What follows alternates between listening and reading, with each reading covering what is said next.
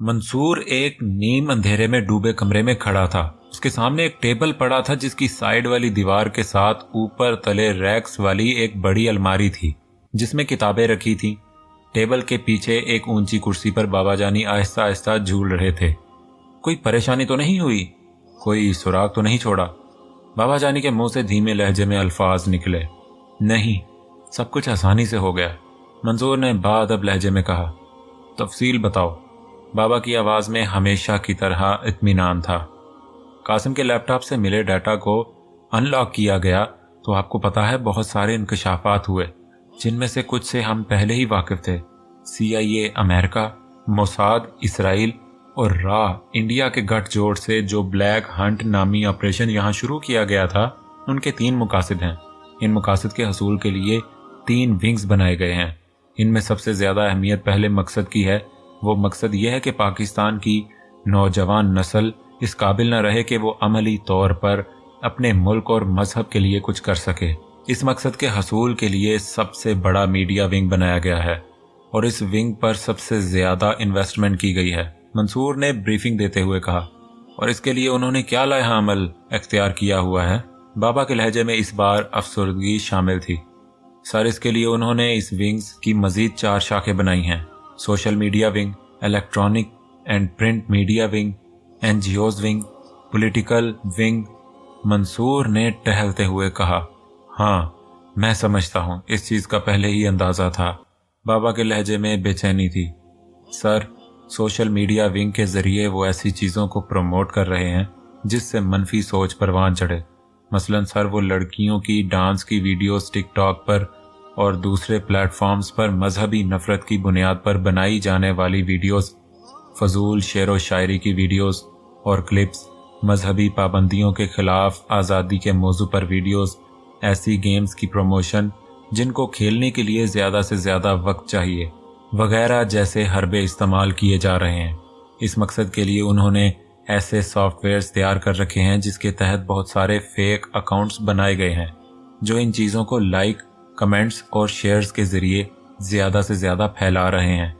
और अलमिया तो ये है कि हमारी अपनी नस्ल इस से मुतासिर होकर इन चीज़ों को आगे प्रमोट कर रहे हैं। इतना वो प्रमोट नहीं कर पाते जितना हमारे अपने नौजवान इन चीज़ों को आगे प्रमोट कर रहे हैं। इलेक्ट्रॉनिक और प्रिंट मीडिया में अपने पसंदीदा कॉलम निगारों, एंकर्स को पैसों और इनामात से नवाजा जाता है और जो इनकी पसंद के मुताबिक नहीं चलता उनकी राह में रुकावटें डाली जाती हैं। अब एक कॉलम निगार और एंकर औरिया मकबूल जान साहब थे जो लिबरल्स के और कादियानियों के खिलाफ सख्त मौक़िफ़ रखते थे। कादियानियों ने अपने यहूदियों दोस्तों से औरिया साहब के खिलाफ कार्रवाई की फरमाइश की थी। हर साल नॉर्वे में उन्हें एक तकरीब में मदऊ किया जाता था, मगर अब इन पर नॉर्वे की तरफ से पाबंदी लगा दी गई है और अमेरिका में भी इनके खिलाफ हर्ज़े सराई की जाती है। लेकिन जो इन दुश्मनों के बयानिए को सपोर्ट करते हैं उन पर नवाजिशात की बारिश कर दी जाती है। मुख्तलिफ तंजीमों पर NGO का ठप्पा लगाकर और इन्हें माली इमदाद देकर मेरा जिस्म मेरी मर्जी वाले असूलों और बेहयाई को फरोग देने और यूरोप जैसा माहौल बनाने की कोशिशें की जा रही हैं। ऐसे सियासतदानों को आगे लाने की कोशिशें की जा रही हैं जो उनके मकासद के हसूल को आसान करे। ये उनका मीडिया विंग है, मंसूर ने मुसलसल ब्रीफ करते हुए कहा। इस मिशन के तहत उनका दूसरा विंग अस्करी विंग है जिसका टारगेट तखरीबकारी और पाकिस्तान के दफाई राजों का हसूल है। उनका तीसरा विंग इकनॉमिक डिजास्टर के नाम से है जिसका मकसद है पाकिस्तानी मईशत का ऐसा हाल करना है कि पाकिस्तान अपने पांव पर खड़ा ही ना हो सके। सर, बुरी खबर यह है कि वो इस मैदान में काफ़ी कामयाबी हासिल कर चुके हैं। हमारे वज़ीर आज़म साहब ऐसे मशीरों में घिरे जा चुके हैं जो कि इनको मज़ीद सूद और IMF के जाल में फंसाते जा रहा है। स्टॉक मार्केट में और पाकिस्तान के दिवालिया हो जाने के खतरे से डरा डरा कर अपने मर्जी के फैसले करवा रहे हैं। बजाते खुद वज़ीर आज़म करप्ट नहीं, लेकिन ऐसे मशीरों ने उन्हें घेर कर अंधा बना दिया है। मंसूर ने मुकम्मल 3 विंग्स की तफसीलात बताते हुए कहा।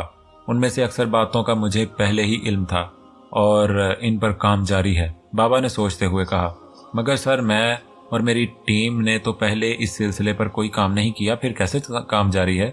منصور نے انتہائی حیرت سے کہا۔ برخوردار، تم کیا سمجھتے ہو؟ میرے پاس صرف تم ہی ایک منصور ہو، اور ایک بس تمہاری ہی ٹیم ہے۔ نہ جانے کتنے اور منصور ہیں جو میرے بازو بنے ہوئے ہیں، بابا نے مسکراتے ہوئے کہا۔ منصور اچنبے سے بابا کو دیکھنے لگا۔ اب اسے کچھ سمجھ آ رہا تھا۔ بابا اکثر کہاں غائب رہتے ہیں؟ جو کاروائی کہی گئی تھی اس کے بارے میں رپورٹ نہیں دی تم نے؟ بابا نے منصور کی طرف دیکھتے ہوئے کہا۔ جی سر، قاسم کافی عرصے تک کام کے قابل نہیں رہا۔ سیٹھ قاسم بھی اس کی وجہ سے روٹین بدل چکے ہیں۔ قاسم کے لیپ ٹاپ سے ملے تمام لوگوں کو کور کیا جا چکا ہے۔ ان کے عسکری ونگ کے ایک کمانڈر ایک کار حادثے میں مارا جا چکا ہے۔ اسی ونگ کا نائب کمانڈر اپنے گارڈز کے ساتھ سوتے ہوئے گیس لیکیج کا شکار ہو چکا ہے۔ میڈیا ونگ کا ایک ممبر سیر کرتے ہوئے ندی میں ڈوب چکا ہے۔ میڈیا ڈیزاسٹر ونگ کا چیف آرگنائزر شارٹ سرکٹ کی وجہ سے آگ لگنے کی وجہ سے جھلس کر مر چکا ہے۔ دنیا والوں کے کل کی نیوز میں یہ الگ الگ خبریں ہوں گی، لیکن اس مشن کو چلانے والے سمجھ جائیں گے کہ ان کا راز لیک ہو چکا ہے اور انہیں ٹارگٹ کیا جا رہا ہے۔ منصور نے اپنی کارکردگی کا بتاتے ہوئے کہا۔ منصور، تم کب تک غلطیاں کرتے رہو گے؟ مجھے آئندہ موقع نہ دینا کہ میں یہ بات دوبارہ کہوں۔ بابا کے لہجے میں اب سختی آ چکی تھی۔ مگر سر، میں نے کیا غلطی کی؟ منصور نے پریشانی سے کہا۔ گیس لیکیج والا آئیڈیا اچھا تھا، مگر تم نے وہاں اندر جانے کے بعد دستانے پہنے تھے، اس لیے وہاں کے مین ہال کے دروازے کے ہینڈل پر تم اپنے فنگر پرنٹس چھوڑ آئے، بابا نے سختی سے کہا۔ منصور انتہائی حیرانی سے بابا کو دیکھنے لگا اور سوچنے لگا وہاں تو وہ اکیلا گیا تھا، پھر بابا کو کیسے پتا؟ بابا تو ایسے بتا رہے ہیں جیسے وہ خود منصور کے ساتھ رہے ہوں۔ مگر سر، پاکستان ابھی اتنا… منصور نے ابھی اتنا ہی کہا تھا کہ بابا نے اس کی بات کاٹ کر کہا، یہ بھونڈے بہانے مت بناؤ، غلطی کی ہے تو مانو۔ بس پاکستان یہ ٹیکنالوجی استعمال کرے نہ کرے، مگر جو دشمن ہے وہ بہت ایڈوانس ہے، وہ بس پاکستانی پولیس کی تفتیش کو لے کر نہیں بیٹھے گا۔ بابا کے لہجے میں برہمی تھی۔ اور جہاں آگ لگی وہاں پٹرول کی بجائے ایسا ذریعہ اختیار کرنا تھا جسے واقعی یہ لگے کہ شارٹ سرکٹ سے آگ لگی ہے۔ شارٹ سرکٹ کی آگ قالین سے شروع نہیں ہوتی۔ بابا کے لہجے میں ناراضگی تھی، مگر منصور حیرت کے سمندر میں غوطے کھانے لگا۔ سر، آپ کو کیسے پتا؟ منصور سے رہا نہ گیا۔ مجھے کیسے پتا؟ یہ بات کوئی معنی نہیں رکھتی، تمہاری غلطیوں کو فوراً کور کر لیا گیا تھا، بابا نے لاپرواہی سے کہا۔ منصور، جو دوسروں کے لیے انتہائی ذہین تھا، بابا کے سامنے خود کو ایک بچہ محسوس کر رہا تھا۔ ایک میٹنگ ہال میں لمبی سی میز کے گرد رکھی کرسیوں پر 6 افراد بیٹھے تھے۔ کمرے کی کھڑکیوں پر نیلے رنگ کی دبیز پردے پڑے تھے۔ مسٹر شنکر، کیا آپ وضاحت کریں گے؟ وہاں کے سیٹ اپ کے چیف آرگنائزر آپ کی ایجنسی ہے، ہم بس سپورٹر ہیں، لیکن آخر یہ اچانک ہو کیا رہا ہے؟ سب سے پہلے مقامی ایجنٹ کے بیٹے کا ہاتھ اڑ گیا اور وہ ہسپتال میں پڑا زندگی اور موت کی کشمکش میں ہے۔ 2 گارڈز مارے گئے، ان کا چیف ہمیشہ کے لیے لنگڑا ہو چکا ہے۔ تینوں ونگوں کے سب سے اہم افراد مارے جا رہے ہیں۔ بظاہر حادثات ہوئے ہیں، لیکن حقیقت ہم سب جانتے ہیں۔ موساد کے ایک آفیسر ڈیوڈ نے ایک انڈین گندمی مائل شخص سے پوچھا، سر، اب تک جو تحقیقات ہوئی ہیں ان میں ایک خولا نامی لڑکی کا کردار سامنے آیا ہے۔ راجندر شنکر نے کہا، ہم نے بھی اپنے طور پر تحقیقات کی ہیں، اس میں ISI یا پاکستان کی کسی بھی خفیہ ایجنسی کا ہاتھ نہیں ہے، اور جو طریقہ کار اختیار کیا گیا ہے وہ ایجنسی کے طریقہ کار سے بالکل ہٹ کر ہے۔ امریکی CIA کے ایک عہدیدار مارفن نے کہا، اب جو بھی ہے سامنے آ جائے گا، ہم نے اپنے ایک سپر ٹاپ ایجنٹ کو طلب کر لیا ہے اور وہ پاکستان جائے گا، تحقیقات بھی کر لے گا اور امید ہے ایسے زخم بھی لگائے گا جو پاکستان چاٹتا رہ جائے گا۔ موساد کے آفیسر ڈیوڈ نے کہا، مگر آپ کے تو پاکستان کے ساتھ سفارتی تعلقات نہیں ہیں۔ اب تک چپ بیٹھے رہ کے گوپال نے کہا، یہ کوئی دقت نہیں، وہ امریکی سفارتکار بن کر جائے گا۔ مارفن نے کہا، مشترکہ دشمن کی تباہی کے نام۔ ڈیوڈ نے اپنے سامنے رکھا سرخ وائن کا گلاس اٹھایا تو سب نے بھی اپنے اپنے گلاس اٹھا کر چیئرز کیا۔ لندن کے ہیتھرو ایئرپورٹ پر افراتفری کا عالم تھا۔ فلائٹس کی آمد و رفت کے بارے میں अनाउंसमेंट्स जारी थीं। कैंटीन के पास एक जवान शख्स जिसकी आंखों की तेज चमक उसकी चालाकी और होशियारी की गवाही दे रही थी, हाथ में काफी लिए बैठा था। उसके अंदाज से लग रहा था जैसे वो किसी का इंतजार कर रहा है, लेकिन इस इंतजार से उसे कोफत हो रही है। एक उधेड़ उम्र शख्स जिसके सर के बाल आधे सफेद हो चुके थे, हाथ में ब्रीफ केस लिए तेजी से उस शख्स के पास आकर खड़ा हो गया और फोन पर कोई नंबर मिलाकर कहने लगा, टॉस डेस्टिनी इज नियर। ये फिक्रा सुनकर जवान शख्स चौंक गया। उसके मुंह से बेइख्तियार निकला, ऑफ कोर्स वेरी सोन। सोन सोन का लफ्ज जवान शख्स ने 2 बार जोर देकर कहा। उधेड़ उम्र शख्स ने ब्रीफ केस उसे थमा दिया और वापस हो लिया। ये पासवर्ड थे जो उन्होंने एक दूसरे की शनाख्त के लिए इस्तेमाल किए थे। पाकिस्तान जाने वाली फ्लाइट की अनाउंसमेंट होने लगी तो वो जवान शख्स ब्रीफ केस लिए पाकिस्तान जाने वाली फ्लाइट की तरफ बढ़ने लगा। उमर मस्जिद में दाखिल हुआ और वुजू करके बाबा की मखसूस नशिस्त वाली जगह की तरफ बढ़ने लगा। बाबा दीवार से टेक लगाए एक कोने में सर झुकाए बैठे थे। अस्सलामु अलैकुम वरहमतुल्लाहि वबरकातुह। उमर ने बड़े बाअदब तरीके से सलाम किया। वालेकुम अस्सलाम वरहमतुल्लाहि वबरकातुह। जीते रहो बेटा। बाबा ने आंखें खोलकर उमर को देखा और सीधे होकर बैठ गए। हाँ बरखुरदार, फिर कैसा गुजरा ये महीना? बाबा ने शफकत से मुस्कुरा कर कहा। जवाब देने की बजाय उमर आगे को झुका और बाबा का हाथ पकड़कर उस पर अकीदत से बोसा दिया। ऐसा करते हुए उमर को महसूस हुआ कि बाबा के हाथ आम इंसानों की तरह नरम होने की बजाय सख्त थे, जैसे किसी मजदूर के काम करके सख्त हो चुके हों। बाबा, मैं बता नहीं सकता आपकी बात पर अमल करके मैंने क्या पा लिया है।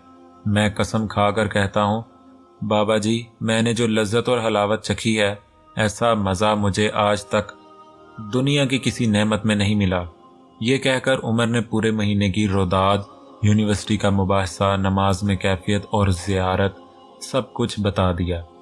जब तक उमर बोलता रहा बाबा खामोशी से सुनते रहे और मुस्कुराते रहे। बहुत खूब, लेकिन बेटा याद रखना, एक ओहदा पा लेना आसान होता है मगर इसे संभालना बहुत मुश्किल होता है। जो चीज़ तुम्हें मिली है उसको संभालने के लिए तुम्हें दोहरी मेहनत करना पड़ेगी। बाबा ने नसीहत करते हुए फरमाया। बाबा जी, एक बात की समझ नहीं आई, आपने नज़र की हिफाजत पर ही जोर क्यों दिया? नमाज, जिक्र अज़कार और वजीफ़ों पर जोर क्यों नहीं दिया? उमर ने दिल में मचलने वाला सवाल पूछ ही लिया। बेटा, नमाज तो सबसे ज़रूरी चीज़ है, वो तो हर हाल में पढ़नी है। दिल लगे ना लगे, लज्जत मिले या ना मिले, वो माशाल्लाह तुम पहले ही पढ़ते थे। हस्बे तौफीक जिक्र दरूद शरीफ भी पढ़ते थे। ज़रूरत थी तो इसमें लज्जत और हलावत की, ताकि आगे बढ़ना आसान हो। तो और लज्जत और हलावत के लिए नज़र की हिफाजत ज़रूरी है, बाबा ने समझाते हुए कहा। बाबा जी, ये बात आपको कैसे पता कि नज़र की हिफाजत से हलावत मिलती है? उमर की तिश्नगी अभी बाकी थी। बेटा, ये बात हमें हमारे नबी सल्लल्लाहु अलैहि वसल्लम ने बताई है। उनका इरशाद है, जो मुसलमान किसी औरत की खूबियों की तरफ पहली बार नज़र करे, यानी बेख्याली में नज़र पड़ जाए, फिर अपनी आंख नीची कर ले, अल्लाह उसे ऐसी इबादत अता फरमाएगा जिसकी वो लज्जत पाएगा। एक दूसरी हदीस में हजूर नबी करीम सल्लल्लाहु अलैहि वसल्लम ने फरमाया, अल्लाह ताला ने फरमाया है कि नज़र इब्लीस के तीरों में से एक जहर में बुझा हुआ तीर है। बस जो शख्स मेरे खौफ से इसे तर्क कर दे तो मैं उसे ऐसा ईमान अता करूँगा जिसकी हलावत वो अपने दिल में पाएगा। बाबा ने वजाहत करते हुए कहा, लेकिन बाबा, अक्सर लोग कहते हैं देखने से क्या होता, मूवीज़ देखने से बहुत कुछ सीखने को मिलता। ये तो आम बात, लो भला, आज के दौर में ऐसा कहाँ मुमकिन है, वगैरह वगैरह, इस तरह की बातें करते हैं। उमर भी आज इस मौजू की सारी जज़ियात वाज़िया करने पर तुला था। अच्छा बेटा, ये बताओ, अचानक शेर अगर सामने आ जाए और इंसान उसे सिर्फ देख ले तो सिर्फ देखने से जिस्म और जान पर क्या बनती है? एक बच्चे के सामने कागज़ और नोट दोनों किए जाएं तो क्या बच्चे की नज़र दोनों पर एक जैसी पड़ेगी? सब्जा और खूबसूरत नज़ारे देखने से तबीयत में ताजगी क्यों महसूस होती है? बाबा ने मुस्कुराते हुए ये चंद सवाल पूछे तो उमर लाजवाब हो गया। बेटा, ये जो नज़र है ना, ये दिल तक जाने का मेन गेट है। जो इस नज़र में आ जाता है, समझो वो दिल के घर में दाखिल हो गया। अब आप खुद सोच लो कि रोज़ाना आप दिल में किस किस को दाखिल करते हो। आंख एक कैमरे की मानंद है, जो ये देखती है उसका अक्स दिल पर बन जाता है। अब जब रोज नामहरम की तस्वीरों का अक्स दिल में जाएगा तो उस दिल में हलावत कहाँ से आएगी? अल्लाह कहाँ से आएगा? बाबा ने मौजू मजीद खोलते हुए कहा, क्या मोबाइल इस्तेमाल करते हुए, सोशल मीडिया इस्तेमाल करते हुए लड़के और लड़कियां किसी खूबसूरत सन्फ़े मुखालिफ को देखकर वहीं रुक नहीं जाते और उसे गौर से नहीं देखते? क्या ऐसी कोई ज़बरदस्त किस्म की वीडियो सामने आने पर उसे देखने नहीं लग जाते? बाबा के सवालों से उमर को जवाबात मिल रहे थे। जी बाबा, आ गई समझ अब, उमर ने धीमे लहजे में कहा। बेटा, नज़र की हिफाजत एक और पहलू भी है कि अगर किसी खूबसूरत गाड़ी को देखकर वैसी गाड़ी की हसरत पैदा हो जाती है, कोई अच्छा घर नज़र आ जाए तो दिल करता है मेरा घर भी ऐसा हो, मुझे भी ऐसा घर मिल जाए। लोगों को अपनी तारीफ करता देखेगा तो गुरूर का शिकार होता है। तकरीबन सारे गुनाहों की वजूहात में एक बड़ी वजह नज़र की हिफाजत ना करना है, इसलिए नज़रें झुकाने की आदत बनाई जानी चाहिए। बाबा ने मजीद वजाहत करते हुए कहा, बाबा, एक ज़ाती सा सवाल है, पूछ लूं? उमर ने हिचकिचाते हुए कहा, हाँ पूछो, अगर बता सका तो ज़रूर बताऊंगा। बाबा ने शुकुफ्तगी से कहा, बाबा आप महीने में सिर्फ 2 दिन यहाँ क्यों मिलते हैं, बाकी दिन कहाँ होते हैं? उमर ने झिझक कर पूछा। उमर का सवाल सुनकर बाबा ने सर झुका लिया। मास्टर खालिद बिन वलीद रज़ी अल्लाह तआला अन्हो और हज़रत उमर रज़ी अल्लाह तआला अन्हो जंगी हिकमत अमली कैसे बनाते थे? हैदर ने दिलचस्पी से सवाल किया।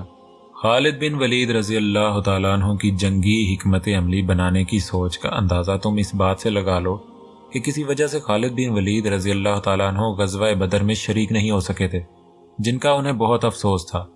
जब उन्हें खबर मिली कि मक्का वालों को बुरी तरह शिकस्त हो गई है तो वो बड़े हैरान हुए और इतला देने वाले से जंग का नक्शा और तफसील कुरेद कुरेद कर जानने लगे और साथ साथ ज़मीन पर नक्शा भी बनाने लगे, ये समझने के लिए कि आखिर ऐसा कैसे मुमकिन हुआ। मास्टर ने इतना ही बताया कि फ़ोन की घंटी बजने लगी। मास्टर ने फ़ोन उठाया तो दूसरी तरफ कौन था हैदर को पता न चला। मास्टर ने हूँ हाँ अल्हम्दुलिल्लाह कहकर ठीक है आप आ जाएं और फ़ोन बंद कर दिया। तुम्हारे अब्बू थे, तुम्हें लेने आ रहे हैं, मास्टर ने कहा तो हैदर उछलकर खड़ा हो गया। ओह, पता ही नहीं चला कब 1 महीना गुजर गया, मैं तैयारी करता हूँ, इजाज़त है? हैदर ने पुरजोश होते हुए मास्टर से इजाज़त मांगी। बिल्कुल, लेकिन याद रखना सिर्फ 2 दिन की इजाज़त है और इन 2 दिनों में भी रूटीन की एक्सरसाइजेज नहीं छोड़नी। मास्टर ने इजाज़त देते हुए तंबीह की। जी क्यों नहीं मास्टर, मुझे याद रहेगा और मैं यहाँ आने के लिए बेचैन रहूँगा, हैदर ने कहा और तेज़ी से अपनी चीज़ें समेटने लगा। हैदर की रूटीन इतनी सख्त, मसरूफियत भरी और दिलचस्प होती थी कि उसे सोचने तक का वक्त नहीं मिलता था। रात को थक हार कर जब वो लेटता था तो फौरन ही नींद की वादियों में उतर जाता था, मगर शायद ही किसी दिन उसकी नींद पूरी हुई हो, क्योंकि मास्टर का कुछ पता नहीं चलता था कब उठा लेता था। पहले तो हैदर घोड़े बेचकर सोने का आदी था, मगर मास्टर सिर्फ एक आवाज़ देते थे। शुरू में हैदर कहाँ आदी था एक आवाज़ से उठने का, मगर मास्टर एक आवाज़ के बाद कभी यख ठंडा पानी फेंक दिया जाता। एक दफ़ा तो केचुओं से भरा कीचड़ हैदर के मुंह पर फेंक दिया था। उसके बाद हैदर इतना मोहतात होकर सोता कि ज़रा सी आवाज़ होती फौरन उठ जाता था। अब तो मास्टर को उठाना भी नहीं पड़ता था। सामान समेटते हुए अचानक कोई चीज़ फर्श पर गिरने की आवाज़ आई। हैदर ने झुककर देखा तो एक टूटी घड़ी थी जिस पर वक्त रुका हुआ था। उसके जहन में वो मनाजर चलने लगे जिसकी वजह से वो आज यहाँ था। ना जाने क्या सोचकर उसके लबों पर मुस्कुराहट फैल गई। सेठ अलीम अपने बेटे कासिम के बेडरूम में टहल रहे थे। कासिम अब काफी बेहतर था, मगर उसके हाथ की 3 उंगलियां जाया हो चुकी थीं। हालात हलीम के हाथों से बाहर निकल चुके थे, इसलिए उसने अपने बड़ों को अब तक के सारे हालात बता चुका था।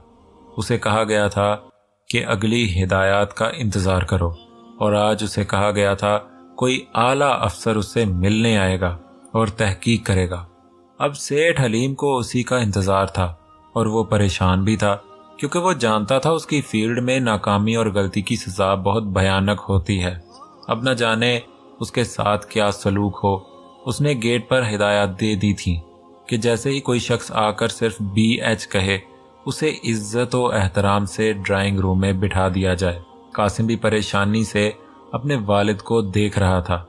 दरवाजे पर दस्तक हुई तो अलीम ने चौंक कर दरवाजे की तरफ देखा और बोले, यस सर, मेहमान तशरीफ ला चुके हैं। बाहर से गार्ड की आवाज़ सुनाई दी। ओके, अलीम ने कहा और ड्राइंग रूम की तरफ बढ़ने लगे। तो कासिम भी उठने लगा। तो एक बार तो अलीम कुछ कहने लगा, मगर फिर सर झटक कर आगे बढ़ गया। ड्राइंग रूम में दोनों आगे पीछे दाखिल हुए तो सोफे पर एक अजनबी एक सियाह चश्मा पहने बैठा था। रंगत तो उसकी यूरोपियन निषाद या पठानों जैसी थी, मगर उसकी रंगत में गंदमी और सुर्ख रंग की आमेजिश हो चुकी थी, जैसे न जाने कितना अरसा धूप और सहराओं में काम करता रहा हो। उन्हें देखकर वो अजनबी अपनी जगह पर बैठा रहा और बैठे बैठे ही अपना हाथ आगे बढ़ाया और बोला, हाय, आई एम जैकब। अलीम ने भी हाय कहा और हाथ मिलाया, जबकि कासिम चुप रहा और हाथ मिलाकर सामने वाले सोफे पर बैठ गए। क्या आप सारी तफसील बताना पसंद करेंगे कि ये मामला कब और कैसे शुरू हुआ? जैकब ने सीधा मतलब की बात पर आते हुए कहा। जवाब में कासिम ने अब तक की सारी रुदात सुना दी। जवाब में जैकब इतना कहकर खामोश हो गया। इतनी देर में एक मुलाजिम लवाजमात की ट्रे रखकर जा चुका था। जैकब ने कोक का ग्लास उठाया और वक्फे वक्फे से सिप लेते हुए कुछ सोचने लगा। जैकब ने चश्मा उतारा और कासिम की आंखों में आंखें डालकर कहने लगा, क्या इस लड़की खोला से तुम्हारी कोई दुश्मनी थी, या तुम्हारी उससे पहले कभी तल्ख कलामी वगैरह हुई हो? जैसे ही कासिम की नज़रें जैकब की नज़रों से मिली तो कासिम के जहन को बेइख्तियार एक झटका लगा। इतनी कशिश और चमक थी जैकब की आंखों में कि कासिम को लगा कि वो आंखें उसके जहन के कोने कोने तक देख रही हों। कासिम को लगा जैसे वो चाह कर भी उससे इन आंखों से झूठ नहीं बोल सकेगा। मैं उसे पसंद नहीं करता था, उसके नज़रियात की वजह से, और वो भी मुझे मेरे नज़रियात की वजह से पसंद नहीं करती थी। कासिम की नज़र जैकब की नज़र से मिली थी और वो ऐसे बोल रहा था जैसे ट्रांस में आ चुका हो।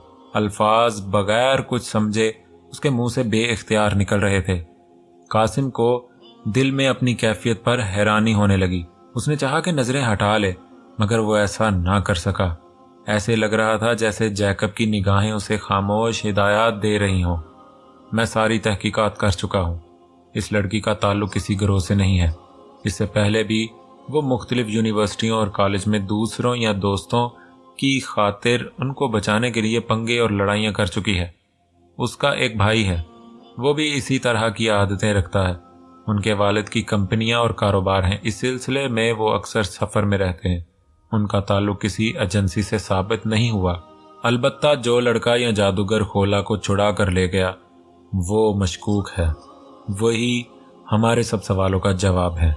जैकब ने बात करते हुए कासिम से नज़रें हटाईं तो कासिम ने सुख का सांस लिया। उसे लगा जैसे उसके सर से बहुत बड़ा बोझ हट गया हो। लेकिन ये बात अपनी जगह अटल है कि तुमने इंतहाई लापरवाही का मुजाहरा किया और एक लड़की तुम लोगों के बस से बाहर हो गई और हमारा राज लीक हुए, जिससे नाकाबिले तलाफी नुकसान उठाना पड़ा है। जैकब ने अलीम की तरफ देखते हुए कहा तो अलीम ने नजरें चुराते हुए सर झुका लिया। न जाने क्यों उसे जैकब की आंखों से खौफ आने लगा था। अजीब सी कशिश थी जो देखता ट्रांस में आ जाता था। मैं मजीद शवाहद और सबूत की खातिर फार्म हाउस देखना चाहता हूँ, जैकब ने कहा तो अलीम उठ खड़ा हुआ और कहने लगा, मैं दिखा लाता हूँ। नहीं, तुम दोनों की जरूरत पड़ सकती है। तुम दोनों अपनी गाड़ी में जाओगे, मैं तुम्हारे पीछे आऊँगा। अपने गार्ड्स को बताते जाओ کہ تم فارم ہاؤس جا رہے ہو، جیکب نے تحکمانہ لہجے میں کہا تو علیم اور قاسم خاموشی سے باہر کی طرف روانہ ہو گئے۔ پیچھے پیچھے جیکب اٹھ کر چل پڑا۔ 2 گاڑیاں قاسم ولا سے نکلیں اور مری والی سائیڈ پر فارم ہاؤس کی طرف چل پڑیں۔ جب گاڑیاں پہاڑیوں کی گولائی چڑھنے لگیں تو مخالف سمت سے ایک ٹرک آتا دکھائی دیا۔ اس وقت تک قاسم اور جیکب کی گاڑیوں میں فاصلہ بڑھ چکا تھا۔ جیسے ہی ٹرک قاسم کی گاڑی کے قریب آیا تو اپنی لائن سے ہٹا اور زوردار لوہے سے ٹکرانے کی آوازوں اور بریکوں کی چرچراہٹ سے فضا گونج اٹھی۔ ٹرک کار کو دھکیلتا ہوا کنارے تک لایا اور دیکھتے ہی دیکھتے کار لڑکھڑاتی ہوئی کنارے سے اتری اور کلا بازیاں کھاتی ہوئی گہری کھائی کی تہہ میں ایک دھماکے سے جا ٹکرائی۔ کار سواروں کا بچنا بہت دشوار تھا۔ مزید سونے پر سہاگا ہوا اور کار کی ٹینکی ایک دھماکے سے پھٹی اور پوری کار آگ کی لپیٹ میں آ گئی۔ جیکب کی کار حادثے سے کافی فاصلے پر کھڑی ہو گئی اور وہ اتر کر کھائی کی طرف دیکھنے لگا۔ اطمینان سے سر ہلاتے ہوئے وہ گاڑی میں واپس بیٹھا تو وہی ٹرک پاس سے گزرا اور اس کی ڈرائیونگ سیٹ پر ڈھاٹا باندھے ڈرائیور نے ہاتھ سے سلام کیا اور آگے بڑھ گیا۔ جیکب نے گاڑی موڑی اور ٹرک کے پیچھے روانہ ہو گیا۔ ٹرک تیز رفتاری سے جائے واردات سے دور ہو رہا تھا۔ ایک موڑ قریب آتے ہی جیکب کا ہاتھ باہر آیا اور سائلنسر لگے ریوالور سے ایک ٹرچ کی آواز کے ساتھ گولی نکلی اور ٹرک کے اگلے پہیے میں جا گھسی۔ ایک زوردار دھماکے سے ٹائر پھٹا اور ڈرائیور کی کوششوں کے باوجود ٹرک آؤٹ آف کنٹرول ہوا اور ریلنگ توڑتے ہوئے وہ بھی کھائی کی طرف روانہ ہو گیا۔ جیکب کے چہرے پر اطمینان تھا۔ اس نے رکے بغیر پیچھے دیکھے بغیر کار کو روڈ پر رواں رکھا اور فون پر کوئی نمبر ملانے لگا۔ ہیلو نعمان، سارے ثبوت جس سے علیم اور قاسم کا ہمارے ساتھ تعلق ظاہر ہو ختم کرو اور تم ہیڈ کوارٹر نمبر 9 میں آ کر رپورٹ کرو، جیکب نے پرسکون آواز میں کہا۔ Okay sir. نعمان علیم سے زیادہ تنظیم کا وفادار تھا کیونکہ اصل تنخواہ تو وہ انہی سے لیتا تھا۔ جیکب نے ایک اور فون نمبر ملایا اور کسی کو کہنے لگا، نعمان آئے گا تھوڑی دیر تک، جیسے ہی وہ آئے ختم کر کے اوپر پہنچا دو۔ دوسری طرف سے اوکے کا جواب سن کر جیکب نے کال کاٹ دی۔ اسے پاکستان پہنچے 24 گھنٹے بھی نہیں ہوئے تھے۔ آتے ہی اس نے تحقیقات شروع کر دی تھیں اور کچرا صاف کرنا شروع کر دیا تھا۔ وہ ٹاپ ایجنٹ تھا جسے اس وقت طلب کیا جاتا تھا جب حالات ہاتھ سے نکل رہے ہوں۔ وقت ضائع کرنا اس کی فطرت ہی نہیں تھی۔ وہ جس مشن پر جاتا تھا وہاں پیچھے اپنا کوئی ثبوت نہیں چھوڑتا تھا۔ قاسم اور علیم اب اس کے لیے بیکار تھے، الٹا گواہ اور معلومات کے لیک ہونے کا سبب بن سکتے تھے۔ اس لیے اس کچرے کو صاف کرنا ضروری تھا۔ ٹرک ڈرائیور کو نعمان نے ہائر کیا تھا اور کہا تھا جیکب کی ہر بات مانے، اس لیے اس کا پتہ بھی صاف، کیونکہ جیکب اپنے پیچھے سب کچھ کلیئر کر کے دشمن پر وار کرنے کا عادی تھا۔ وہ کوئی ایسی نشانی نہیں چھوڑتا تھا جس سے اس کو مستقبل میں کوئی پریشانی ہو۔ نعمان بھی لنگڑا گھوڑا بن چکا تھا، اس لیے وہ بھی اب بیکار تھا، سو اس کا انتظام بھی ہو چکا تھا۔ اب جیکب کی سوچیں خولا اور اس کا جادوگر کی طرف مڑ چکی تھیں۔ خولا کے گھر کا ایڈریس جیکب کے ذہن میں گھومنے لگا، جہاں وہ اپنی آپی اور بہنوئی کے ساتھ رہ رہی تھی۔ بابا نے سر اٹھایا اور عمر کی طرف دیکھ کر کہنے لگے، جب وقت آئے گا تو تمہیں خود ہی پتہ چل جائے گا۔ عمر نے پہلے تو کچھ کہنے کے لیے منہ کھولا، پھر کچھ سوچ کر منہ بند کر لیا۔ بابا بہتر جانتے تھے کہ کیا کرنا ہے۔ اب بیٹا ایک بات یاد رکھنا، جو اللہ کی قربت کی منزل پر فائز ہو چکے ہوں ان کے لیے اللہ کے اصول بدل جاتے ہیں۔ عام افراد کو جن خطاؤں پر معافی مل جاتی ہے، خاص افراد کو انہی خطاؤں پر سخت سزا دی جاتی ہے۔ عمر بات کو سمجھ رہا تھا۔ بابا میں اپنی پوری کوشش کروں گا ایسی نوبت نہ آئے، آپ بھی دعا کیجیے گا۔ عمر نے بعد اب ہو کر کہا، بیٹا ایک درخواست کر سکتا ہوں؟ بابا نے عمر کی طرف دیکھتے ہوئے دھیمے لہجے میں کہا، بابا درخواست کیوں، آپ حکم کریں۔ عمر نے تڑپ کر کہا، جزاک اللہ بیٹا، ایک فون نمبر لکھواتا ہوں، وہ نوٹ کر لو۔ اگر کبھی اس نمبر سے فون آ جائے تو اٹینڈ کر لینا، اور جو کہا جائے اگر کر سکو تو کال کرنے والے کی بات مان کر اس کی بات پر عمل کر لینا۔ بابا نے سر جھکائے کہا۔ ایسا لگ رہا تھا جیسے بابا سوچ سوچ کر بول رہے ہوں۔ जी क्यों नहीं बाबा, आप नंबर लिखवा दें, उमर ने मोबाइल निकालते हुए कहा। बाबा ने नंबर लिखवाया तो उमर ने महफूज कर लिया। बाबा ने आंखें मूंदी और दीवार से टेक लगा ली। ये इस बात का इशारा था कि उमर अब जा सकता है। उमर खामोशी से उठा और वापस हो लिया। अगले दिन उमर यूनिवर्सिटी की लाइब्रेरी के एक कोने, जहां कोई नहीं था, बैठा एक किताब पढ़ रहा था कि उसे एक नस्वानी सुरीली सी आवाज सुनाई दी, अस्सलामु अलैकुम वरहमतुल्लाहि वबरकातुहू। बेख्तियार उसकी नजरें उठते उठते रह गईं। उसने ऊपर देखने की ख्वाहिश को सख्ती से दबाया और इसी तरह किताब पर नजरें जमाए कहा, वालेकुम अस्सलाम वरहमतुल्लाहि वबरकातुहू। आयजा कबीर की सारी रात बेचैनी में गुजरी थी। वो जानती थी कि उमर जैसी तबीयत का बंदा कभी भी ना उसकी तरफ बढ़ेगा और ना कुछ कहेगा। ये यक तरफा मोहब्बत थी जिसकी आग में आयजा जल रही थी। उसे ये इदराक हो चुका था कि उसे ही आगे बढ़ना होगा, मगर उसकी नस्वानी हया, गरूर, हुस्न और अना ऐसा करने से इनकारी थी। सारी रात वो इसी कश्मकश में रही, मगर उमर को पाने की वाहिद उम्मीद उसी सूरत में नजर आ रही थी कि वो खुद आगे बढ़े। आखिर उसने आगे बढ़ने का फैसला कर लिया। अना, नस्वानियत और गरूर को दिल की मोहब्बत और फैसले के आगे झुकना पड़ा। ये फैसला करते ही आयजा के जिस्म में सुकून की लहर दौड़ गई और नींद और अजीब से खुमार से उसकी आंखें बंद हो गईं।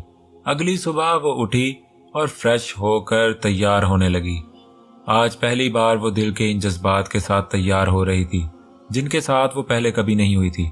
हर चीज में ऐसे तनासुब का ख्याल रखा गया कि मेकअप लगाने के बावजूद महसूस नहीं हो रहा था कि मेकअप किया गया है।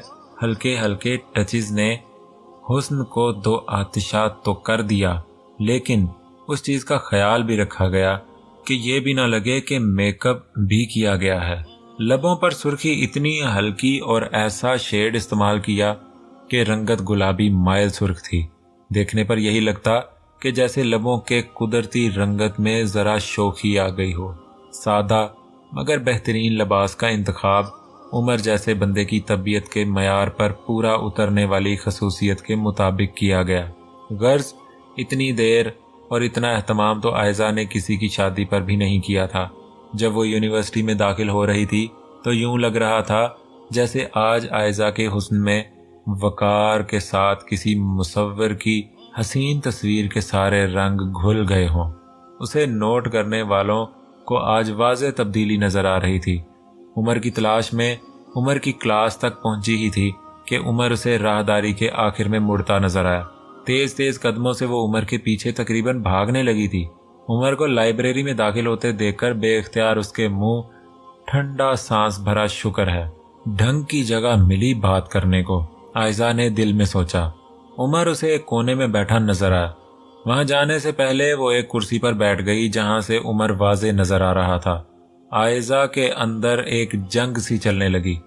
क्या कहूंगी, कैसे कहूंगी, वो दिल में फिक्रे सोचने लगी जो उसे बोलने थे, मगर कुछ भी जहन में नहीं आ रहा था। कोई फिक्रा जहन में आ भी जाता तो उसे खुद को ही इस फिक्रे में कोई ना कोई खामी नजर आ जाती और वो रद्द कर देती। कोई और फिक्रा सोचने लग जाती।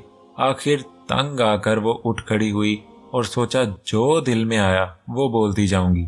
उसने सोचा और उमर की जानिब बढ़ गई। अस्सलामु अलैकुम वरहमतुल्लाहि वबरकातुहू। एक्सक्यूज मी कहते कहते रह गई और उसके मुंह से पूरा सलाम निकल गया। आयजा के दिल की धड़कनें इतनी तेज हो चुकी थीं जैसे सीना फाड़कर दिल बाहर आ जाएगा। एक लम्हे के लिए तो लगा कि उमर सर उठाकर आयजा को देखने लगा है, मगर हल्की सी जुम्बिश के बाद उमर की नजरें किताब पर ही टिकी रहीं और उसने जवाब दिया, वालेकुम अस्सलाम वरहमतुल्लाहि वबरकातुहू। आयजा टेबल के दूसरी जानिब उमर के सामने वाली कुर्सी पर बैठ गई। उमर को अपनी तरफ ना देखने पर आयजा को हैरत और मायूसी हुई, मगर वो तो सोच कर आई थी आज कहकर दिल का बोझ उतारने आई है। कैसे हैं आप? आयजा को कुछ और ना सूझा तो यही पूछ लिया। अल्हम्दुलिल्लाह, आप सुनाएं। मुख्तसर जवाब आया। साफ जाहिर था इखलाकी फर्ज निभाया जा रहा है। नजरें बस किताब पर थीं उमर की, और उसने इखलाकन किताब बंद की, मगर उसकी नजरें अब किताब की जिल्द पर थीं। حال اچھا ہوتا تو یہاں کیوں ہوتی؟ عائزہ کے منہ سے بے اختیار نکلا اور وہ خود کو دل ہی دل میں کوسنے لگی، یہ کیا نکل گیا منہ سے؟ جی؟ عمر کے لہجے میں تھوڑی حیرت تھی۔ معذرت، غلطی سے منہ سے نکل گیا، عائزہ نے بوکھلا کر کہا۔ اپنی بوکھلاہٹ پر بھی اسے خود پر غصہ آنے لگا۔ اتنا بوکھلا کیوں رہی ہو؟ اس نے خود کو دل میں ڈانٹا۔ عمر خاموش رہا اور کتاب کے کور کو گھورتا رہا، جیسے سوچ رہا ہو کہ پتہ نہیں کیا کہنا ہے اس لڑکی نے۔ عائزہ چپ ہو گئی، اسے سمجھ نہیں آ رہی تھی وہ کیا بولے، کس طرح دل کی بات کرے۔ تھوڑی دیر خاموشی رہی تو دل ہی دل میں پھر خود کو کوسنے لگی، اب چپ کیوں ہو؟ بولو کچھ، ہم انسان ہیں اور انسان کے ساتھ اس کا دل اور نفس بھی ہوتا ہے۔ میں نہیں جانتی اور نہ یہ فرق کر سکتی ہوں کہ یہ میرا نفس ہے یا میرا دل۔ آپ شاید مجھے نہیں جانتے، میرا نام عائزہ کبیر ہے۔ میں اپنے بارے میں کیا کہوں، آپ بس دوسرے اسٹوڈنٹ سے میرے بارے میں پوچھ لیجئے گا، آپ کو میرے کردار کے بارے میں پتہ چل جائے گا۔ ایک مشرقی عورت جو صحیح معنوں میں مشرقی ہو اور مشرقی روایات کا پاس رکھتی ہو، اس کے لیے یہ کام نہایت مشکل ہے جو میں کرنے جا رہی ہوں، لیکن میرے پاس کوئی اور راستہ نہیں بچا، اس لیے میں مجبور ہو کر آپ کے پاس آئی ہوں اور آپ سے اپنے دل کی بات کر کے دل کا بوجھ ہلکا کرنا چاہتی ہوں۔ میں جب پہلی بار آپ سے ٹکرائی تھی تو آپ کو میری وجہ سے تکلیف پہنچی تھی، لیکن یہ آپ کا بڑا پن تھا جو آپ نے اسے اپنی غلطی تسلیم کیا۔ اس وقت آپ کے کہے الفاظ آج بھی میرے کانوں میں گونجتے ہیں۔ اس دن کے بعد سے میں مسلسل نہ چاہتے ہوئے بھی آپ کو سوچنے پر مجبور ہوں۔ صاف اور سیدھی بات پر آتی ہوں، مختصر مجھے آپ بہت پسند ہیں اور آپ کی محبت کا دم بھرتی ہوں، چاہتی ہوں زندگی آپ کے ساتھ گزرے۔ یہاں پہنچ کر عائزہ نے ایک گہرا سانس لیا اور پھر بولی، شادی آپ نے بھی کرنی ہے جہاں بھی ہو، اور میری بھی ہونی ہے جہاں بھی ہو، لیکن آپ کی نیچر اتنی اچھی لگی ہے کہ مجھے یقین ہے کہ آپ کے ساتھ گزاری زندگی پر مجھے فخر ہوگا۔ میں اس وقت جو باتیں کر رہی ہوں اس کا مطلب یہ ہرگز نہیں ہے کہ آپ کے ساتھ محبت کا دور چلے، ساری رات کالز پر باتیں ہوں، ڈیٹس پر جائیں، یہ گھٹیا پن ہے، یہ میری طبیعت کے خلاف ہے، اور اتنا تو پتہ یہ آپ کو بھی پسند نہیں ہوگا۔ میں بس اتنا چاہتی ہوں آپ میری اس تمنا کا جواب دے دیں۔ اگر آپ کا جواب ہاں ہوگا تو سمپلی آپ اپنے والدین کو میرے گھر بھیج دیجئے گا، وقت چاہے تو وقت لے لیجئے گا، اس دوران ہمارے درمیان کوئی رابطہ نہیں رہے گا، اور مقررہ وقت کے بعد نکاح کی سنت پوری کر لیجئے گا۔ اگر آپ کی نہ ہوگی تو میں اٹھ کر چلی جاؤں گی، آئندہ آپ کا وقت ضائع کرنے کی کوشش نہیں کروں گی، ایک سراب سمجھ کر بھولنے کی کوشش کروں جو ممکن تو نہیں لگتا، لیکن میرے پاس کوئی اور راستہ نہیں ہوگا۔ آپ کو بس اپنے بارے میں اتنا کہوں گی کہ میں آپ کو ہر آن خوش رکھنے کی کوشش کروں گی، اور مگر عائزہ اور سے آگے نہ بول سکی اور اس کی آواز بھر آئی۔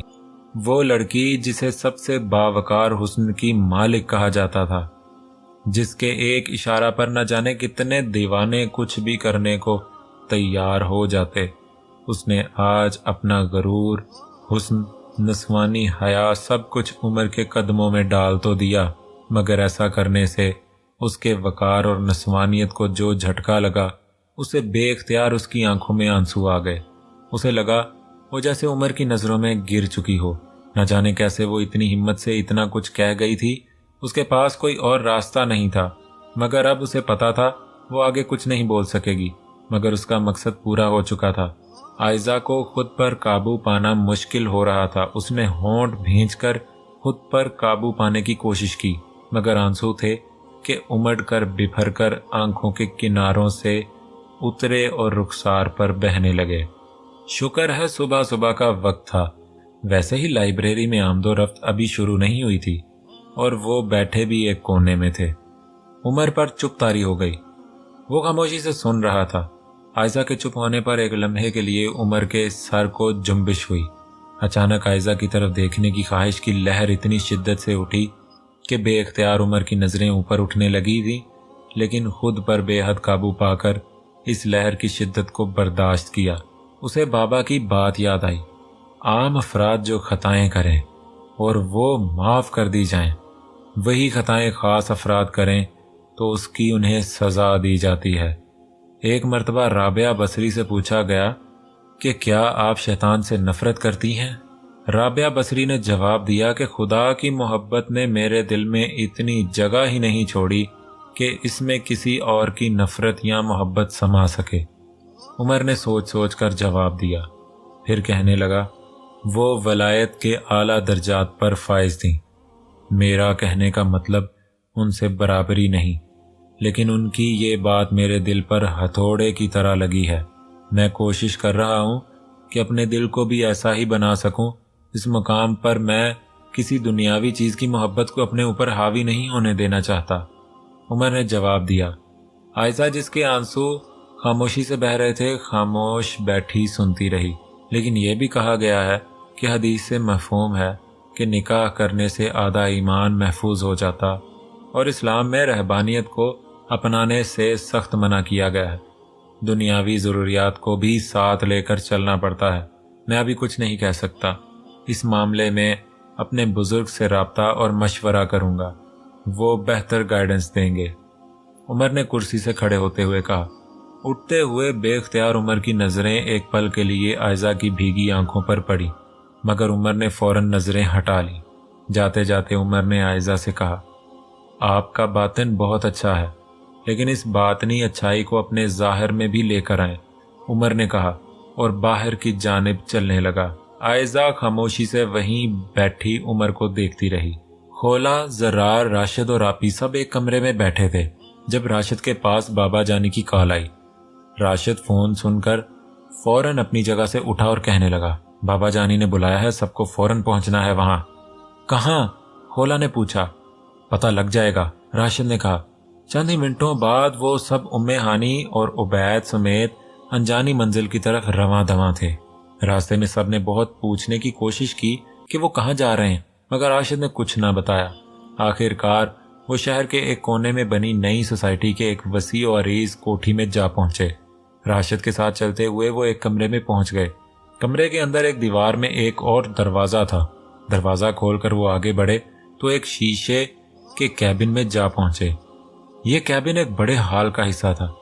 ہال کے ایک سائیڈ پر رنگ دار شیشے کا یہ کیبن بنا ہوا تھا جو اس کو ہال کی باقی تمام سیٹوں سے الگ کر رہا تھا۔ شیشے کے کیبن کے دو دروازے تھے، ایک ہال میں کھلتا تھا اور ایک کمرے میں۔ کیبن میں جا کر راشد نے ایک سیٹ سنبھال لی اور باقیوں نے بھی راشد کے اشارے پر سیٹیں سنبھال لی۔ سامنے اسٹیج پر ایک ٹیبل رکھا ہوا تھا جس پر 5 لیپ ٹاپس رکھے تھے، 3 لینڈ لائن اور نہ جانے کتنے سیل فونز پڑے تھے۔ اس ٹیبل کے پیچھے ایک کرسی پر بابا جانی بیٹھے تھے۔ لیپ ٹاپس پر کچھ کرنے کے بعد وہ ایک ایک موبائل فونز پر کچھ کر کے اس طرح سیٹنگز کر رہے تھے کہ موبائل فونز کے کیمروں کا رخ سٹیج کے پیچھے دیوار اور روسٹرم کی طرف رہے۔ اس کام سے فارغ ہو کر وہ اٹھے اور روسٹرم کے پیچھے جا کر کھڑے ہو گئے۔ السلام علیکم ورحمۃ اللہ وبرکاتہ، انہوں نے کہا تو نہ ہال اور لیپ ٹاپس اور موبائل سے جوابی سلام و سلامتی کی آوازیں گونجنے لگیں۔ خولا نے چونک کر کیبن کی دیوار سے جھانکنے کی کوشش کی تو اسے تقریباً آدھے ہال کی کرسیوں پر مختلف سائے نظر آئے۔ ہال کی ایک سائیڈ پر خواتین نقاب کیے بیٹھی تھی اور دوسری جانب مرد۔ خولا کو حیرت ہوئی کیونکہ مرد بھی نقاب لگائے بیٹھے تھے اور یہ سب مرد و زن ایک دوسرے سے 2 کرسیاں چھوڑ کر بیٹھے تھے، شاید اس لیے کہ کوئی ایک دوسرے کو نہ جان سکے اور شناخت نہ ہو سکے۔ ایک لیپ ٹاپ کی اسکرین کی تھوڑی سی جھلک دکھائی دی تو خولا نے دیکھا اس لیپ ٹاپ کی اسکرین بہت ساری چھوٹی اسکرینز میں تقسیم تھی۔ ہر چھوٹی اسکرین میں نقاب پوش نظر آ رہا تھا۔ وہ آن لائن بابا کو دیکھ رہے تھے۔ غالباً باقی لیپ ٹاپس اور موبائل فونز پر بھی یہی سلسلہ جاری تھا۔ آپ سب کو یہاں ایک خاص مقصد کے لیے بلایا گیا ہے۔ مجھے امید ہے آپ سب میری ٹیم کے ممبرز ہونے کے ناطے اپنی پوری توجہ میری طرف رکھیں گے، بابا نے تمہید باندھتے ہوئے کہا۔ یقین دہانی کی مختلف آوازیں ابھریں۔ خولا کو بھی انتہائی دلچسپی ہونے لگی کہ بابا ایسی کیا خاص باتیں بتانے جا رہے ہیں۔ آج سے ہزاروں سال قبل حضرت موسیٰ علیہ السلام کے زمانے میں جادو سیکھنا اور سکھانا عروج پر تھا۔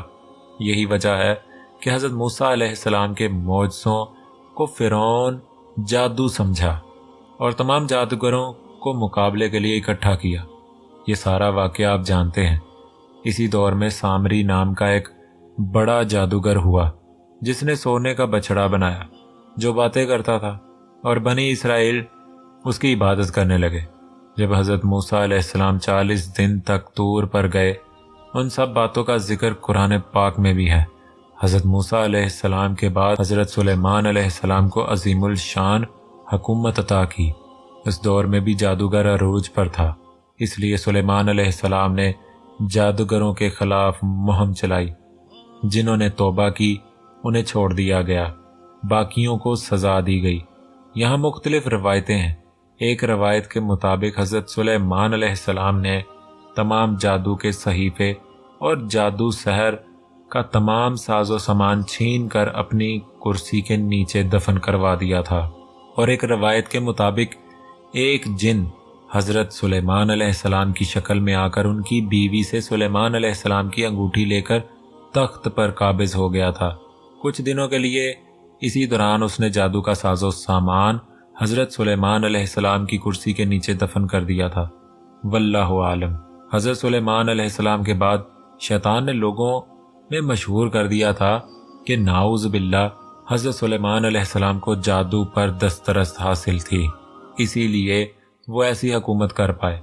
اس بات کو یہود نے بہت زیادہ قبول کیا، اس لیے آج تک وہ حضرت سلیمان علیہ السلام کو نبی نہیں مانتے اور ان کی حکومت کو دا کنگڈم آف سولومن کے نام سے یاد کرتے ہیں۔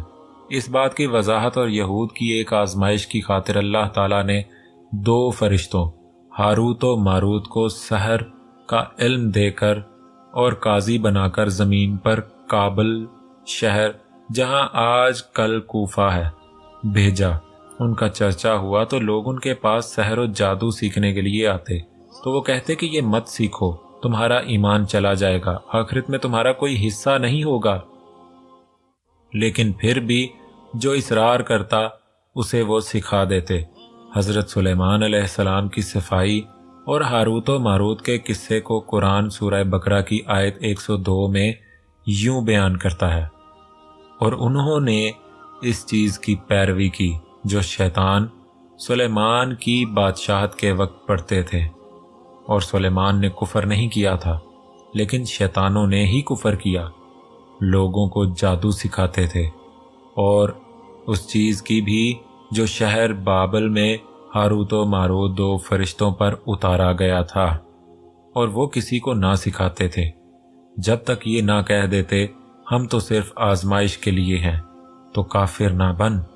بس ان سے وہ بات سیکھتے تھے جس سے خاوند اور بیوی میں جدائی ڈالے، حالانکہ وہ اس سے کسی کو اللہ کے حکم کے سوا کچھ بھی نقصان نہیں پہنچا سکتے تھے، اور سیکھتے تھے وہ جو ان کو نقصان دیتی تھی اور نہ کہ نفع، اور وہ یہ بھی جانتے تھے کہ جس نے جادو کو خریدا اس کے لیے آخرت میں کچھ حصہ نہیں، اور وہ چیز بہت بری ہے جس کے بدلہ میں انہوں نے اپنے آپ کو بیچا، کاش وہ جانتے۔ یہاں پہنچ کر بابا جانی رکے اور ٹیبل پر پڑے پانی کا گلاس اٹھا کر پانی پینے لگے۔ تمام لوگ دم بخود یہ حیران کن باتیں سن رہے تھے۔ یہودی اس جادو کو سیکھنے میں پیش رہتے تھے۔ ہمارے نبی حضرت محمد صلی اللہ علیہ وآلہ وسلم پر بھی ایک یہودی عورت نے جادو کیا تھا جس کا اثر آپ پر ہو گیا تھا۔ اب آتے ہیں ایک اور چیز کی طرف جسے کہتے ہیں تابوت سکینہ۔ روایات کے مطابق یہ حضرت آدم علیہ السلام کے ساتھ جنت سے آیا اور آخر زندگی تک آپ کے پاس ہی رہا، پھر بطور میراث یکے بعد دیگرے آپ کی اولاد کو ملتا رہا، یہاں تک کہ یہ حضرت یعقوب علیہ السلام کو ملا، اور آپ کے بعد آپ کی اولاد بنی اسرائیل کے قبضے میں رہا۔ اور جب یہ صندوق حضرت موسیٰ علیہ السلام کو مل گیا تو آپ اس میں تورات شریف اور اپنا خاص سامان رکھنے لگے۔ یہ بڑا ہی مقدس اور بابرکت صندوق تھا۔ بنی اسرائیل جب کفار سے جہاد کرتے تھے اور کفار کے لشکروں کی کثرت اور ان کی شوکت دیکھ کر سہم جاتے اور ان کے سینوں میں دل دھڑکنے لگتے، تو وہ اس صندوق کو اپنے آگے رکھ لیتے تھے۔ تو اس صندوق سے ایسی رحمتوں اور برکتوں کا ظہور ہوتا تھا کہ مجاہدین کے دلوں میں سکون و اطمینان کا سامان پیدا ہو جاتا تھا، اور مجاہدین کے سینوں میں لرزتے ہوئے دل پتھر کی چٹانوں سے زیادہ مضبوط ہو جاتے تھے۔ اور جس قدر صندوق آگے بڑھتا تھا، آسمان سے نصر من اللہ و فتح قریب کی بشارت عظمیٰ نازل ہوا کرتی اور فتح مبین حاصل ہو جایا کرتی تھی۔ بنی اسرائیل میں جب کوئی اختلاف پیدا ہوتا تھا تو لوگ اسی صندوق سے فیصلہ کراتے تھے۔ صندوق سے فیصلہ کی آواز اور فتح کی بشارت سنی جاتی تھی۔ بنی اسرائیل اس صندوق کو اپنے آگے رکھ کر اور اس کو وسیلہ بنا کر دعائیں مانگتے تھے، تو ان کی دعائیں مقبول ہوتی تھیں اور بلاؤں کی مصیبتیں اور وباؤں کی آفتیں ٹل جایا کرتی تھیں۔ الغرض یہ صندوق بنی اسرائیل کے لیے تابوت سکینہ، برکت و رحمت کا خزینہ اور نصرت خداوندی کے نزول کا نہایت مقدس اور بہترین ذریعہ تھا۔ مگر جب بنی اسرائیل طرح طرح کے گناہوں میں ملوث ہو گئے اور ان لوگوں میں معاصی و طغیان اور سرکشی و عصیان کا دورہ ہو گیا، تو ان کی بدعمالیوں کی نحوست سے ان پر خدا کا یہ غضب نازل ہو گیا کہ قوم عمالقہ کے کفار نے ایک لشکر جرار کے ساتھ ان لوگوں پر حملہ کر دیا۔ ان کافروں نے بنی اسرائیل کا قتل عام کر کے ان کی بستیوں کو تاخت و تاراج کر ڈالا، عمارتوں کو توڑ پھوڑ کر سارے شہر کو تہس نہس کر ڈالا، اور اس متبرک صندوق کو بھی اٹھا کر لے گئے۔ اس مقدس تبرک کو نجاستوں کے کوڑے خانہ میں پھینک دیا۔ لیکن اس بے ادبی کا قوم عمالقہ پر یہ وبال پڑا کہ یہ لوگ طرح طرح کی بیماریوں اور بلاؤں میں مبتلا کر دیے گئے۔ چنانچہ قوم عمالقہ کے 5 شہر بالکل برباد اور ویران ہو گئے، یہاں تک کہ ان کافروں کو یقین ہو گیا کہ یہ صندوق رحمت کی بے ادبی کا عذاب ہم پر پڑ گیا ہے۔ تو ان کافروں کی آنکھیں کھل گئیں۔ چنانچہ ان لوگوں نے اس مقدس صندوق کو ایک بیل گاڑی پر لاد کر بیلوں کو بنی اسرائیل کی بستیوں کی طرف ہانک دیا۔ پھر اللہ تعالیٰ نے 4 فرشتوں کو مقرر فرما دیا جو اس مبارک صندوق کو بنی اسرائیل کے نبی حضرت شمویل علیہ السلام کی خدمت میں لائے۔ اس طرح پھر بنی اسرائیل کی کھوئی ہوئی نعمت دوبارہ ان کو مل گئی، اور یہ صندوق ٹھیک اس وقت حضرت شمویل علیہ السلام کے پاس پہنچا جب حضرت شمویل علیہ السلام نے طالوت کو بادشاہ بنا دیا تھا، اور بنی اسرائیل طالوت کی بادشاہی تسلیم کرنے پر تیار نہیں تھے، اور یہی شرط ٹھہری تھی کہ مقدس صندوق آ جائے تو ہم طالوت کی بادشاہی تسلیم کر لیں گے۔ چنانچہ صندوق آ گیا اور بنی اسرائیل طالوت کی بادشاہی پر رضامند ہو گئے۔ اسی بات کو قرآن پاک یوں بیان کرتا ہے، اور بنی اسرائیل سے ان کے نبی نے کہا کہ طالوت کی بادشاہی کی یہ نشانی ہے کہ تمہارے پاس وہ صندوق واپس آئے گا جس میں تمہارے رب کی طرف سے اطمینان ہے، اور کچھ بچی ہوئی چیزیں ہیں ان میں سے جو موسیٰ اور ہارون کی اولاد چھوڑ گئی تھی۔ اس صندوق کو فرشتے اٹھا لائیں گے، بے شک اس میں تمہارے لیے پوری نشانی ہے اگر تم ایمان والے ہو۔ حضرت داؤد علیہ السلام کے زمانے تک اس تابوت کو رکھنے کے لیے کوئی خاص انتظام نہیں تھا، اور اس کے لیے پڑاؤ کی جگہ پر ایک الگ خیمہ لگا دیا جاتا تھا۔ حضرت داؤد علیہ السلام نے خدا کے حکم سے خدا کا گھر بنانا شروع کیا، جو عین اس مقام پر ہے جہاں آج مسجد اقصی موجود ہے۔ لیکن یہ عالی شان گھر آپ کے بیٹے حضرت سلیمان علیہ السلام کے عہد میں مکمل ہوا، اور اس کو یہودی ہیکل سلیمانی کے نام سے پکارتے ہیں۔ اس گھر کی تعمیر کے بعد تابوت سکینہ کو یہاں پورے احترام کے ساتھ رکھ دیا گیا ہے، اور اس طرح یہ مقام یہودیوں کا مقدس ترین مقام بن گیا۔ بعد کے زمانے میں ہونے والی جنگوں نے اس ہیکل کو بہت نقصان پہنچایا، لیکن بابل کے بادشاہ بخت نصر نے اس کو مکمل طور پر تباہ کر دیا اور اس کو آگ لگا دی۔ وہ یہاں سے مال غنیمت کے ساتھ ساتھ تابوت سکینہ بھی لے گیا تھا۔ اس تباہی کے نتیجے میں آج اصلی ہیکل کی کوئی چیز باقی نہیں ہے۔ ان تمام تباہیوں کے نتیجے میں تابوت سکینہ کہیں غائب ہو گیا اور اس کا کوئی نشان نہیں ملا۔ آج بھی بہت سارے ماہر آثار قدیمہ اور خصوصاً یہودی مذہب سے تعلق رکھنے والے ماہر اس کی تلاش میں سرے گرداں ہیں تاکہ اس کو ڈھونڈ کر وہ اپنی اسی روحانیت کو واپس پا سکیں جو کبھی ان کو عطا کی گئی تھی۔ بابا یہاں پہنچ کر رکے اور روستم کے پیچھے سے نکل کر سامنے آ گئے اور بولے، یہ سارا تو بیک گراؤنڈ تھا جسے سمجھنا ضروری تھا۔ اب آتا ہوں اس مقصد کی طرف جس کی خاطر یہ سب بتایا ہے۔ کبھی تم لوگوں نے سوچا ہے کہ یہودی مسجد اقصی کے پیچھے کیوں پڑے ہیں؟ پوری دنیا میں وہ جہاں چاہیں عظیم الشان اپنا عبادت خانہ بنا سکتے ہیں، یا اسرائیل میں بھی ایسا کر سکتے ہیں، لیکن وہ ایسا نہیں کرتے کیونکہ وہ سمجھتے ہیں کہ حضرت سلیمان علیہ السلام نے اس جگہ بیٹھ کر جادو سے ساری دنیا پر حکومت کی تھی۔ ان کا ماننا ہے کہ تابوت سکینہ اور جادو وغیرہ کا ساز و سامان اور کتابیں اسی مسجد اقصی کی بنیادوں یا اس کے ارد گرد دفن ہے، کیونکہ یہی حضرت سلیمان علیہ السلام کا محل ہوا کرتا تھا۔ اب وہ چاہتے ہیں کہ ان کے مسیحا جو حقیقتاً دجال ہے، اس کے آنے سے پہلے تابوت سکینہ وہ کتب اور ساز و سامان دریافت کر لیں اور ہیکل سلیمانی کو تعمیر کر لیں۔ لیکن سر، کیا یہ ممکن ہے؟ کیا واقعی ایسا ہے؟ کیا واقعی وہاں یہ سب کچھ دفن ہے؟ اچانک حال میں ایک آواز ابھری، یہ تو اللہ بہتر جانتا ہے، مگر میں کچھ اس سے متعلق واقعات اور دور حاضر کی گتھیاں سلجھانے کی کوشش کرتا ہوں۔ بابا نے پرسکون لہجے میں کہا، سن 1120 میں 8 افراد فلسطین آئے اور ایک فوجی دستے میں شامل ہو گئے۔ انہیں ٹیمپلر نائٹس کہا جاتا تھا۔ انہوں نے اقصی کے نیچے کھدائی کی۔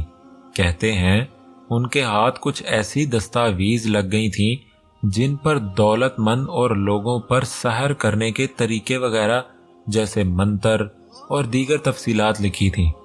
ان نائٹس کا گروہ تیزی سے بڑھا اور انہوں نے مسافروں اور زائرین میں یہ مشہور کر دیا کہ سفر میں آپ کی دولت لٹنے کے خطرات ہوتے ہیں، اس لیے وہ اپنی دولت ان کے پاس رکھوا دیں اور ان سے ایک رکا جن پر ان کی مخصوص مہر ہوتی تھی وہ لے لیں اور دوسرے شہر یا ملک جا کر وہ رکا اسی تنظیم کے کسی عہدیدار کو دکھا کر اتنی دولت ان سے لے لیں۔ سمجھ لیں یہ دنیا کا پہلا بینک ڈرافٹ تھا۔ نتیجہ یہ نکلا کہ رکوں کی تعداد بڑھتی گئی اور ان کے پاس دولت کے انبار لگتے چلے گئے۔ اس سروس کی فیس بھی لی جاتی، سود پر بھی پیسہ اسی دولت سے دیا جاتا۔ چند ہی برسوں میں یہ اتنے امیر ہو گئے کہ فرانس کے بادشاہ فلپ چہارم کی بیٹی کی شادی اور جنگی اخراجات کے لیے ان نائٹس نے بادشاہ کو بہت بڑی رقم دی۔ بادشاہ ان کے پاس اتنی دولت دے کر حیران رہ گیا۔ اس کی نیت خراب ہو گئی۔ اس نے ایک بڑے پادری سے فتویٰ لگوا کر ان کا قتل عام شروع کر دیا اور ساری دولت پر قبضہ کر لیا۔ بچے کھچے نائٹس وہاں سے بھاگے اور اسکاٹ لینڈ جا کر پناہ لے لی۔ وہاں پہلے سے ہی ایک سوسائٹی تھی جس میں راج ممار یعنی اینٹیں چننے والے شامل تھے۔ انہیں میسنز کہتے تھے۔ یہ بہت منفعت بخش کام تھا۔ انہیں اس میں مہارت بھی بہت تھی اور اس کا یہ معاوضہ بھی بہت لیتے تھے، اس لیے کہ وہاں بڑے کلیسا اور قلعے بنانے کا جنون تھا۔ اس کی سوسائٹی کے ممبران کے پاس بہت رقم تھی۔ یہ اپنے تعمیراتی رازوں میں بھی کسی کو شریک نہ کرتے تھے۔ جب یہ ٹیمپلر نائٹس فرانس سے اسکاٹ لینڈ پہنچے تو مماروں کا حال کچھ پتلا تھا۔ ان کی دولت بھی ختم ہو چکی تھی۔ اسی وجہ سے ان نائٹس کو اس سوسائٹی کا ممبر بننے کی اجازت دی گئی، کیونکہ ان کی دولت اور میزبانوں کی ہنرمندی سے ایک نئی دنیا کو جس میں پوپ اور مذہب کا عمل دخل نہ ہو وجود میں لانا مقصود تھا۔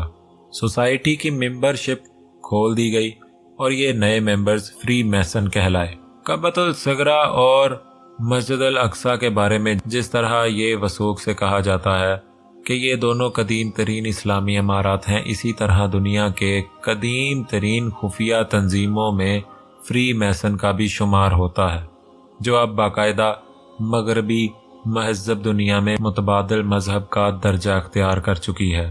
انہی فری میسنز نے 1776 میں الومیناٹی تنظیم کی بنیاد رکھی۔ ان 8 افراد سے لے کر آج تک فری میسنز اور الومیناٹی تنظیم میں ایک چیز مشترک ہے، وہ یہ کہ ان سب میں جادو کی ایک شاخ جسے قبالہ کہتے ہیں، اس جادو کے ماہر موجود رہے ہیں، یہاں تک کہ یہودیوں کے ربی یعنی پیشوا یا پادری اس قبالہ نامی جادو کے ماہر ہوتے ہیں، اور وہ اسے روحانیت سمجھ کر اس کا علم حاصل کرتے ہیں۔ قبالہ نامی اس جادو کے پیروکار 2 سینگوں والے شیطان کی عبادت کرتے ہیں، اور وہ سمجھتے ہیں اس فیلڈ کا عظیم الشان مالک اور ماہر دنیا میں آنے والا ہے، جو آ کر ہیکل سلیمانی کے نیچے تخت سلیمان پر بیٹھ کر پوری دنیا پر یہودیوں کی حکومت کو قائم کرے گا، اور باقی سب ہمارے نوکر اور غلام ہوں گے۔ وہ اسے مسیحا کا نام دیتے ہیں، جبکہ ہم اسے دجال کے نام سے پکارتے ہیں۔ قبالہ ہی کے نام پر امریکہ میں قبالہ سینٹر کے نام سے ایک تنظیم قائم ہے، جو بظاہر فلاح و بہبود کی تنظیم ہے، لیکن حقیقت میں شیطان کے پجاری ہیں۔ مشہور سائنسدانوں سمیت بالی ووڈ کے تقریباً تمام سٹارز اسی قبالہ کے پیروکار ہیں۔ Einstein, Britney Spear, Madonna, Elizabeth Taylor, Justin Bieber, Stephen Hawking تو سرعام خدا کے وجود کا انکار کرتا ہے۔ ٹرمپ، بل گیٹس وغیرہ جیسی مشہور افراد اسی قبالہ اور یہودیت کے نظریے پر یقین رکھنے والے ہیں۔ اسی قبالہ جادو کی کچھ علامات اور نشانیاں ہیں جو الومیناٹی مختلف جگہ پر ظاہر کرتے ہیں۔ ان نشانیوں میں سب سے پہلے نمبر پر ہے ایک آنکھ، جو ہمارے دجال اور ان کے مسیحا سے نسبت کو ظاہر کرتی ہے۔ پاکستان کے ایک مشہور چینل کا لوگو بھی یہی ہے۔ اب اللہ بہتر جانتا ہے کہ اس کا تعلق الومیناٹی سے ہے یا انجانے میں ایسا ہوا ہے۔ امریکی ڈالر پر بھی ہے۔ حیرت کی بات یہ ہے جو بھی اس قبالہ کا پیروکار بنتا ہے اس سے پہلے مختلف عہد و پیمان لیے جاتے، اور اس عہد و پیمان کے بعد وہ شخص کمپنی یا کاروبار شہرت کی بلندیوں کو چھونے لگتا ہے۔ نمبر 2، 6666 کا ہنسا۔ نمبر 3، پہلی اور آخری انگلیوں کا سینگوں کی طرح کھڑا کرنا۔ نمبر 4، احرام مصر یا ٹرائینگل۔ نمبر 5، سرخ رنگ کی ڈوری جو کلائی میں باندھی جاتی ہے۔ اس کے علاوہ چند اور نشانیاں بھی شامل ہیں۔ ان سب کے پیچھے ہے اسرائیل۔ صرف 2 ریاستیں ہیں پوری دنیا میں جو مذہبی نظریات کی بنیاد پر وجود میں آئیں، جن میں ایک پاکستان ہے اور دوسری اسرائیل۔ مگر صد افسوس اسرائیل تو اپنے نظریے پر چل رہا ہے مگر پاکستان نہیں۔ اسرائیل کسی اقوام متحدہ کو خاطر میں نہیں لاتا، کیونکہ یہ ہیں ہی ان کی اپنی قائم کردہ پوری دنیا کو کنٹرول کرنے کے لیے ہر بڑی ملٹی نیشنل کمپنی کے پیچھے آپ کو یہودی ملے گا، چاہے وہ کوک ہو، پیپسی ہو، ڈیو ہو، ایپل آئی فون ہو یا کوئی اور ہو۔ اسرائیل میں ہر نوجوان لڑکی اور لڑکے کو ٹریننگ کے بعد 2 سال فوج میں گزارنا لازمی ہے۔ یہی وجہ ہے اسرائیل کا ہر شہری فوجی ہے، اور وہ ڈیوٹی پر ہوں یا نہ ہوں، اسلحہ ان کے ساتھ عام بات ہے۔ حالانکہ یہ بات ہمارے نبی حضرت محمد صلی اللہ علیہ وآلہ وسلم نے فرمائی تھی کہ ہتھیار مومن کے زیور ہیں، لیکن پاکستان کے حالات آپ کے سامنے ہیں۔ بابا جانے کی آواز میں افسردگی آ چکی تھی۔